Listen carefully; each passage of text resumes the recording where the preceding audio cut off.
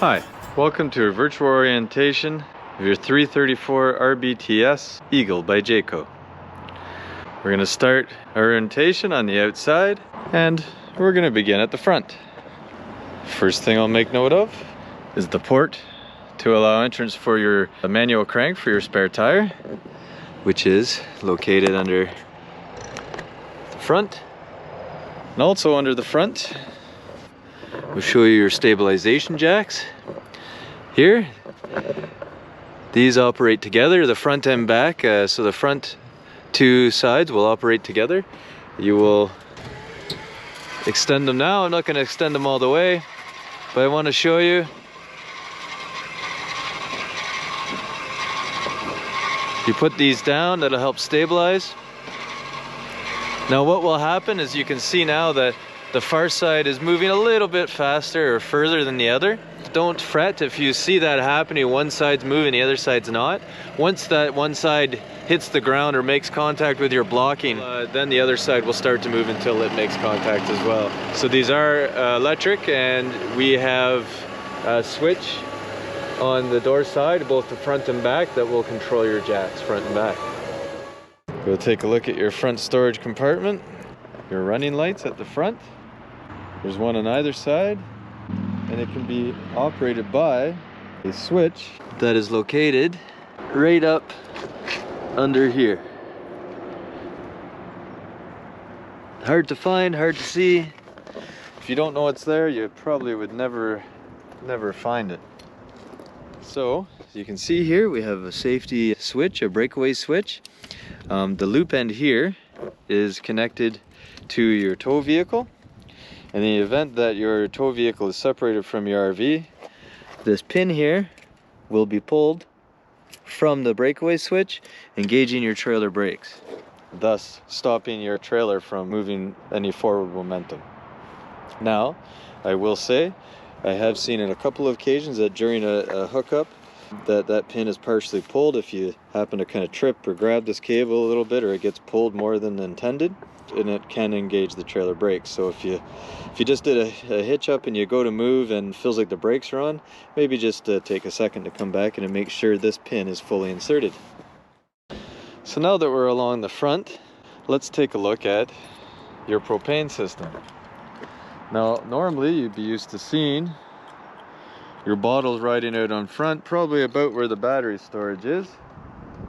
In this particular RV, they're hidden behind that front panel. I've already opened 3 of the tabs, so we'll push this last tab. The panel will release itself, and then we can have access to your 30-pound propane storage. For a minute, we have 2 30-pound bottles with the crossover regulator. What that means is, whatever direction this handle is pointing in, right now it's pointed to this bottle here, so it'll draw from this bottle first.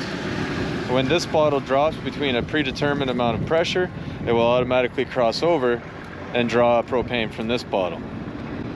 What that means is, if you're camping and it's cold outside, you do not have to exit the warmth of your comfy bed at night to switch propane over if you run out on one.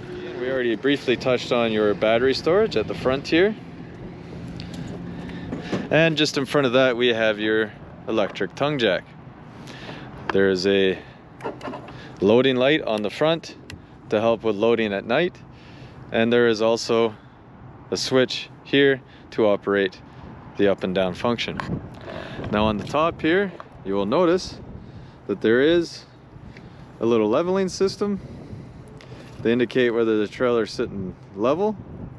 It also operates as the port for the manual jack for the tongue. So for whatever reason, if you're stuck, you have no power, but you need to use the jack, this is where you would put your manual tongue jack. Okay, I'm going to continue around the outside and we'll come to your front storage compartment. And in this front storage compartment, you will see that it is a pass-through compartment. We can see the door on the other side. And in this compartment is where you'll find your 30 amp power cord that can be connected to campground power or power at home.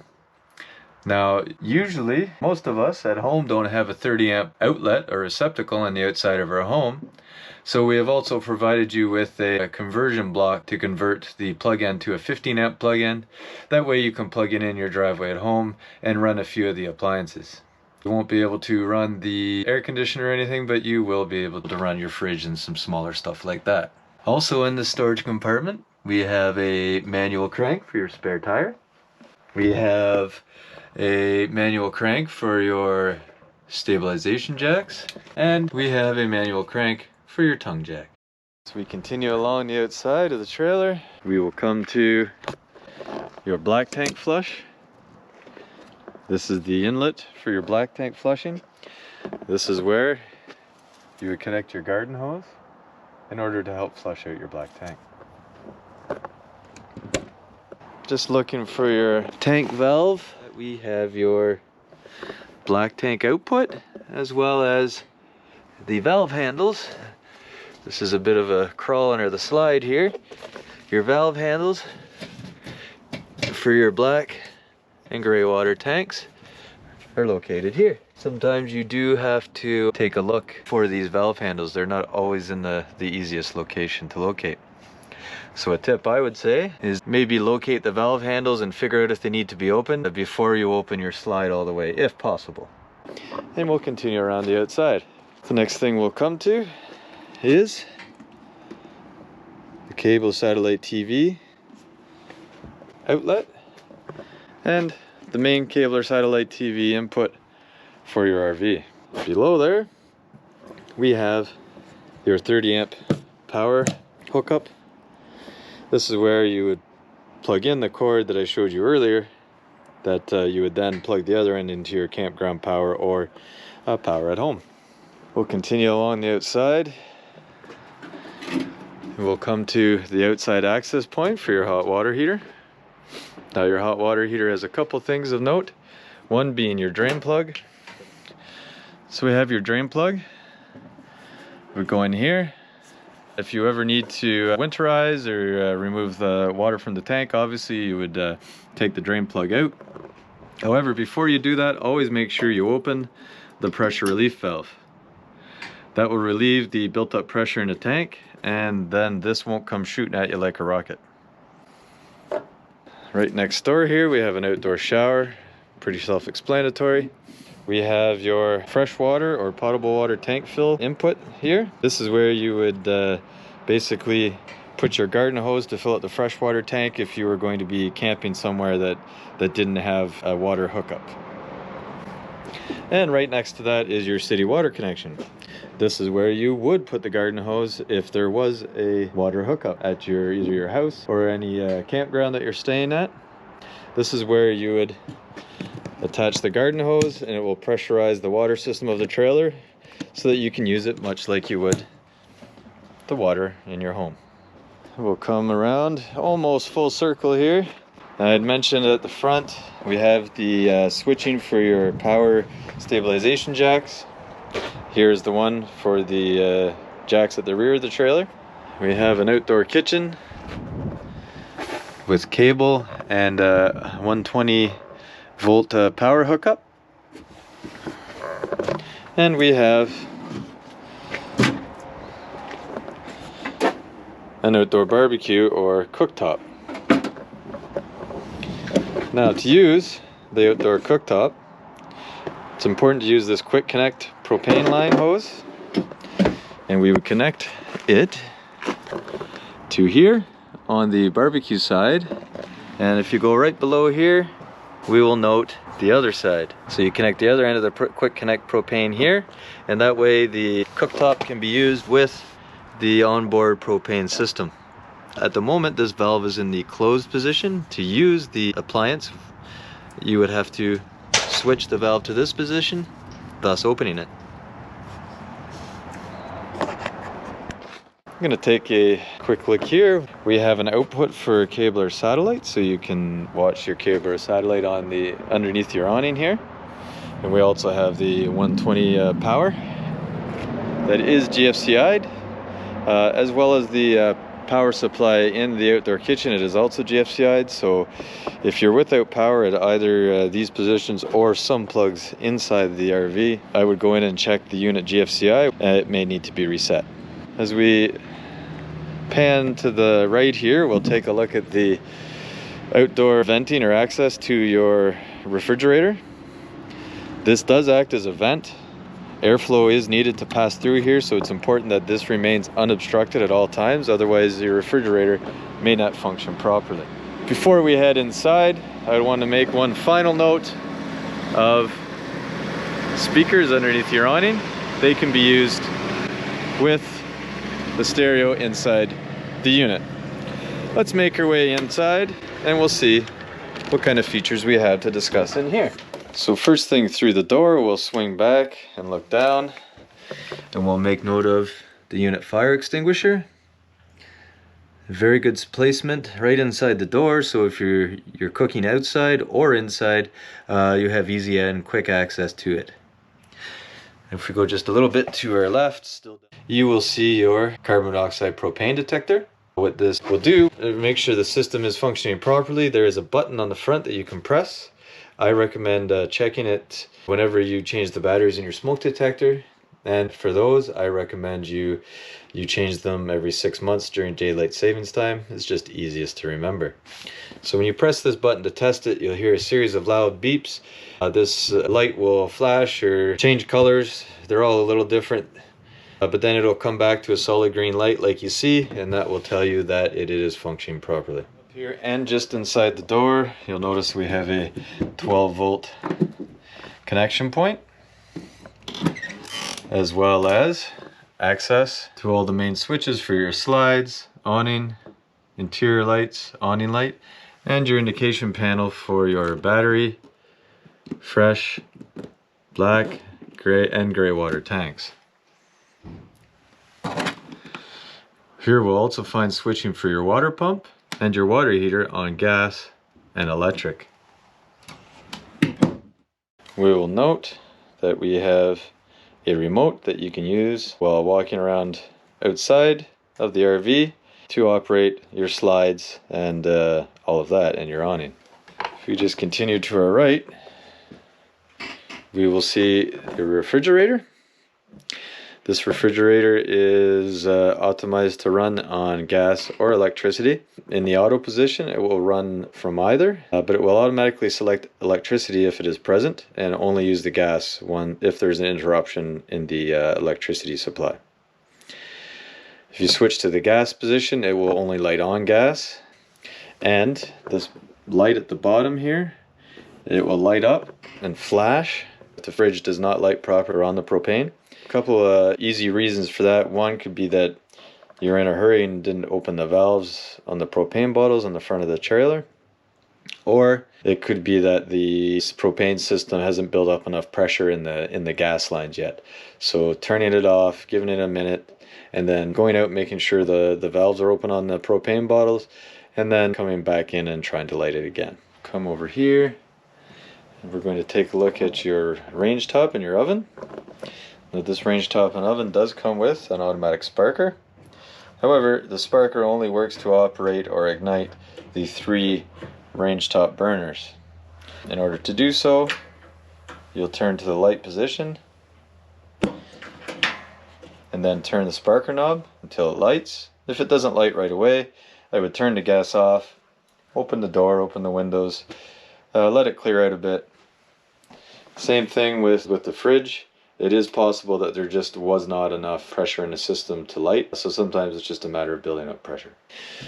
The burners usually light fairly easy on the top, and you don't usually run into that too much. However, it isn't uncommon when lighting the oven portion for it to take a couple attempts. So on this light's very much the same as the top burners. You turn this to the light position. The only difference, in order to light, you have to press and hold the knob in for the gas to be expelled. So while you press and hold that knob in, you need to come down here with your barbecue lighter and hold it right here to the pilot to light the pilot. Once that's lit, you can take the flame away, and then you can operate your stove. Next, we're going to come to your unit GFCI. I believe I had mentioned it momentarily outside when talking about the plugs underneath your awning and inside the outdoor kitchen. But here it is, I'll show you it in real life. This will affect some electricity in the unit if it's tripped. So if you are experiencing issues with receptacles, come here. There's a black button on it you can press to reset it. Once reset, if you go back out, you can test to see that they are functioning properly. Outside, I had mentioned that we included a charging block that would convert your 30 amp plug-in to a 15, and here it is. I'm going to step into your bunk room. This is a very neat setup. We have additional seating or dining for any guests or children sleeping in this area, as well as a standard on most tables or dining room tables. The legs can be removed and stored, and this table can be brought down to sit on these ledges here in order to have some additional sleeping. This bunk can be raised up, and it is supported by props on either side to make this area a little more accessible. Now while we're here, I'm going to slide in as there is an emergency exit here. Now the way that we utilize the emergency exit, there's a red handle here that we just pull up and out, and there is one on the exact same position on the other side of the window that we do the same, and then the window will hinge out from the top and you may escape to safety. Shed a little bit of light on the situation here. A couple things I want to touch on back here. First, we'll mention your power center or load center. This is where you'll find your breakers, much the way you will in a house, and they function the same way and off and on. Sometimes these can be tripped and they don't necessarily look like it. So if you locate the circuit that you're having troubles with and find which one it belongs to here, it's always a good idea just to flip it on and then flip it back off. And what that will do is reset the breaker, and if it was having some issues, then it should be good to go, as long as there's nothing that keeps tripping the breaker. Now your fuses operate much the same as your fuses in a vehicle, and there are LED lights down the side here that will light up if there is an issue with one of the fused circuits. Now I want to say that if you don't feel comfortable opening this and coming in here and doing anything, then don't. Simply giving you the information. If you feel comfortable, you can and flip the breakers, but if you don't, that's okay. You can give us a call. I'm going to slide over to my right here, and we'll see the access for your hot water heater. Now I will show you that it doesn't always look like this. I simply pre-removed 3 Red Robertson screws. I left the 4th one in there, so this can just kind of swing down nice. Just to show you the inside portion of your hot water tank. Why do you need to see this, you might ask? Well, there's a series of valves here that you use when you winterize the RV, and these valves at the moment are allowing water to flow in and out of the hot water tank. So in order to use the hot water tank, we actually should close this one, so that way the water won't loop around. However, when winterizing, what we want to do is close off these, and that is the closed position, and make sure this is open, and now water will just loop around in the system. And we do that so we don't fill your tank with antifreeze, because it's a waste of antifreeze. This will then just flush these lines in a loop and leave out the antifreeze. Now I'll turn it back to use the hot water tank position, as that is how you'll have it most of the time for when you're using your RV. Also in this back bunk room, we have your water pump. I did remove this panel. There's one Red Robertson screw. I did that ahead of time just for ease. And we'll see we have your water pump. And with your water pump, we have your fill tube. In order to use the pump at the fill tube, there's a couple of valves back here, same as your water tank. This valve is in the right position to use the fill tube. So if you want to use your water pump, you'll have it in this position for winterizing your trailer, and you will turn this valve handle to the opposite position when you wish to draw water from your freshwater tank. You would draw it from the fill tube to winterize it and draw antifreeze. If you're not going to winterize yourself, then that's okay. You don't need to know about that. Okay, we're gonna turn around, walk back into the main area of the trailer, and we're gonna pivot here and take a little look at your thermostat. There's a slider in the center that you can slide from left to right or right to left to select your desired temperature. And then you have two sliders on either side here and here. This one will choose between cool, fan, heat, and off. And this will select your fan on either just on all the time or an auto setting, and then high and low for each. As we turn back around, we'll make note of your TV system and your stereo system. This stereo system does have USB charging capabilities as well as an auxiliary in position.